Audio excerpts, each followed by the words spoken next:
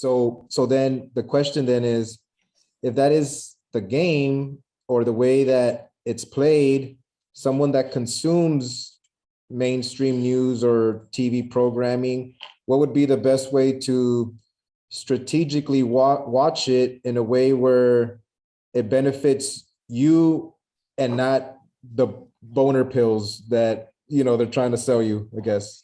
Well, part of my advice would be that, no, actually, first of all, I do think there is some reasonably solid journalism. Like a lot of local journalism is actually pretty good when they go out and interview the mayor and so on. And I found a lot of the people that I've worked with, like, I mean, I've done some of the less political shows on Fox. Like I've done like Brian Kilmeade, Shannon Bream. I assume CNN has, actually I did Tucker Carlson. It's quite a professional, good experience. But obviously he has a strong political viewpoint. But I would assume that as much as I dislike these networks, CNN has something similar. There's a late night show that focuses on Northern Hemisphere politics or something like that. Like that's pretty reliable. So, okay, local news is generally pretty decent. If you're going to watch one of the big networks, I guess look for content that's not openly political. Like Britt Hume used to be on Fox and basically just delivered the news. If you're going to watch the political content, like I still find Tucker hilarious, although he sometimes says stuff I dramatically don't agree with. But I mean, like, just be aware that this is a political point of view. And I guess that's the important thing. Like, I'm pretty sure everyone knows Tucker Carlson has a political point of view. I don't think everyone knows that to the same extent about, say, Chris Cuomo or someone like that. Like, be aware that you're very certainly not getting unbiased content. You're getting wittily presented biased content that's designed to sell the boner pill. Piece of advice 3, watch content from outside your society.